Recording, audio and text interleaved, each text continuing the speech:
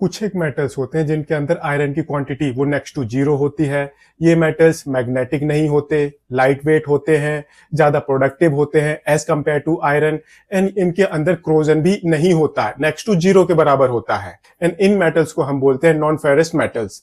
Rajputana industries ये company इसी तरह के जो मेटल्स होते हैं उनके बिलेट्स बनाती है। बिलेट्स देखने में वो कुछ इस तरह से दिखती हैं।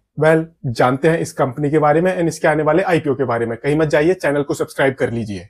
राजपूताना इंडस्ट्रीज लिमिटेड ये कंपनी 2011 से इस बिजनेस में है एंड ये कंपनी नॉन फेरस मेटल्स की बिलेट्स बनाती है। कौन कौन से metals? Aluminium, zinc, titanium, tin, nickel, lead, copper etcetera etcetera. And जो ये इस कंपनी के प्रोडक्ट्स हैं, इन प्रोडक्ट्स को दूसरी इंडस्ट्री की कंपनियां एज एन इनपुट यूज करती हैं।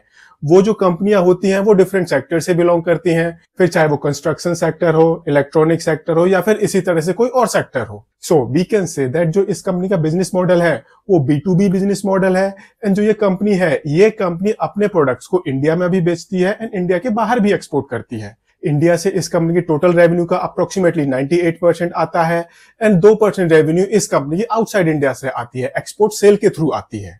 एंड जो ये कंपनी है, ये कंपनी अपने प्रोडक्ट्स को इंडिया के अप्रोक्सीमेटली 15 डिफरेंट स्टेट्स में बेचती है। अब जो ये कंपनी है, ये कंपनी B2B बिजनेस मॉडल पर ऑपरेट करती है एंड इस तरह की जो कंपनियां होती हैं उनके लिमिटेड क्लाइंट्स होते हैं एंड लिमिटेड सप्लायर्स होते हैं।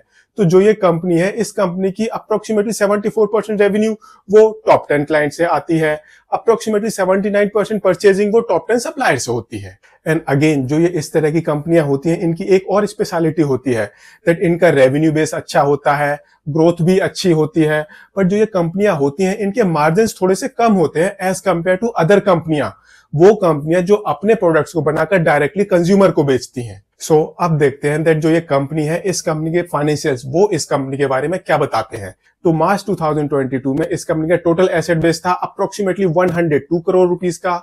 अगले साल ये थोड़ा सा इंक्रीज हुआ है, ये 118 करोड़ रुपीस के आसपास पहुंच गया है। एंड मार्च 2024 में इस कंपनी का टोटल एसेट बेस ये 150 करोड़ रुपीस को टच करने वाला है। अगर हम इस कंपनी की रेवेन्यू देखें तो मार्च 2022 में इस कंपनी की टोटल रेवेन्यू थी 245 करोड़ रुपीस के आसपास की। अगली साल माइनर ग्रोथ देखने को मिला है एंड इस कंपनी की टोटल रेवेन्यू वो 255 करोड़ रुपीस तक पहुंची है। बट मार्च 2024 में इस कंपनी की रेवेन्यू में अच्छा खासा ग्रोथ देखने को मिला है एंड इस कंपनी की रेवेन्यू ये 357 करोड़ रुपीस को क्रॉस कर गई है। अगेन प्रॉफिटेबिलिटी भी देख लेते हैं तो मार्च 2022 में इस कंपनी ने टोटल प्रॉफिट कमाया था 2.64 करोड़ रुपीस का। अगले साल इस कंपनी का प्रॉफिट ये 3 करोड़ रुपए को क्रॉस कर गया था एंड मार्च 2024 में इस कंपनी का टोटल प्रॉफिट ये 5 करोड़ रुपए को क्रॉस कर गया था। अब आप इस कंपनी की रेवेन्यू को इस कंपनी की प्रॉफिटेबिलिटी के साथ कंपेयर करो तो आपको पता चलेगा दैट जो इस कंपनी के प्रॉफिट मार्जिन्स हैं वो काफी कम है। तो अब हम इस कंपनी के मार्जिन्स भी देख लेते हैं। जो ये कंपनी है, ये कंपनी अप्रोक्सीमेटली 5.5% के एबिटा मार्जिन पर ऑपरेट कर रही है, अप्रोक्सीमेटली 1.5% के पैट मार्जिन पर ऑपरेट कर रही है, 17% की इस कंपनी की रिटर्न ऑन इक्विटी है एंड मोर देन 30% इस कंपनी की रिटर्न ऑन कैपिटल एम्प्लॉयड है। Return on equity, return on capital employed एक किस्म से ठीक है, बट जो ये इस कंपनी के एबिटा मार्जिन है, पैट मार्जिन है, ये काफी थिन है and thin profit margin normally B2B जो सेगमेंट में कंपनियां होती हैं उनकी एक कैरेक्टरिस्टिक होता है।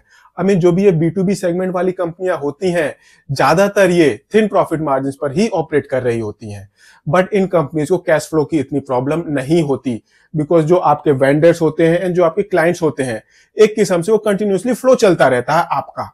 अब हम इस कंपनी का ऑपरेटिंग कैश फ्लो देख लेते हैं। तो मार्च 2022 में इस कंपनी का ऑपरेटिंग कैश फ्लो था 8.82 करोड़ रुपीस का। अगले साल ये नेगेटिव हो गया है, ये 3.4 करोड़ रुपीस का नेगेटिव हो गया है। बट मार्च 2024 में इस कंपनी का ऑपरेटिंग कैश फ्लो ये 17 करोड़ रुपीस को एक्सीड कर गया है। तो कुल मिला के कैश फ्लो वाइज इस कंपनी को कोई प्रॉब्लम नहीं है अगर हम मार्च 2024 के फाइनेंशियल्स देखें तो। अब इस कंपनी को और ग्रो करना है, जिसके लिए ये कंपनी अपना आईपीओ लेकर आ रही है। इस कंपनी का टोटल आईपीओ साइज है 23.88 करोड़ रुपीस का, 36 रुपीस से 38 रुपीस का प्राइस बैंड है, 3000 शेयर्स का लॉट साइज है। इस हिसाब से जो आपकी मिनिमम इन्वेस्टमेंट होगी ये होगी 1,14,000 रुपीस की। 30 जुलाई यानी कि आज से इस कंपनी का आईपीओ ओपन हो रहा है। 1 अगस्त को आईपीओ क्लोज हो जाएगा एंड 6 अगस्त को इस कंपनी की लिस्टिंग होगी। एंड इस आईपीओ के थ्रू जो भी पैसे इस कंपनी को मिलने वाले हैं उन पैसों का ये कंपनी यूज करेगी वर्किंग कैपिटल को मैनेज करने के लिए, सोलर पावर प्लांट लगाने के लिए कंपनी कुछ पैसे यूज करेगी एंड कुछ पैसे यूज होंगे जनरल कॉर्पोरेट पर्पसेस के लिए। तो अब क्वेश्चन आता है, क्या आपको इस कंपनी के आईपीओ को सब्सक्राइब करना चाहिए या फिर आपको इस आईपीओ को इग्नोर करना चाहिए? तो अगेन ये एक और एसएमई आईपीओ है। एसएमई आईपीओ थोड़े से डेंजरस होते हैं, तो इस तरह के केसेस में आपको थोड़ा सा वेट करना चाहिए, ऑब्जर्व करना चाहिए दैट ये कंपनी किस तरह से परफॉर्म कर रही है, तभी आपको एक लॉन्ग टर्म बैट लेनी चाहिए। बट आजकल जो भी ये एसएमई आईपीओ आ रहे हैं, एक किस्म से 90% पर लिस्टिंग होना ये एक न्यू नॉर्मल बन गया है। बिकॉज अभी तक जो एसएमई आईपीओ होते थे वो काफी अच्छे गेन्स देते थे। अब सेबी ने एक रिस्ट्रिक्शन लगाई है जिससे 90% से ज्यादा प्रीमियम पर किसी भी एसएमई आईपीओ की लिस्टिंग नहीं हो सकती एंड मोस्टली आईपीओ ये 90% के ही प्रीमियम पर लिस्ट होते हैं। सो अपना डिसीजन सोच समझ कर लें, इन्वेस्टमेंट एडवाइजर से कंसल्ट करने के बाद लें। इस वीडियो को देखकर तो अपना डिसीजन बिल्कुल मत लें, हालांकि मैं भी इस आईपीओ को बिल्कुल भी नहीं सब्सक्राइब करने वाला, बट आप अपना डिसीजन थोड़ा सा सोच समझ कर लें। एंड अगर आपको ये वीडियो पसंद आया हो तो इसको लाइक शेयर जरूर करें एंड चैनल को सब्सक्राइब करें। Thank you.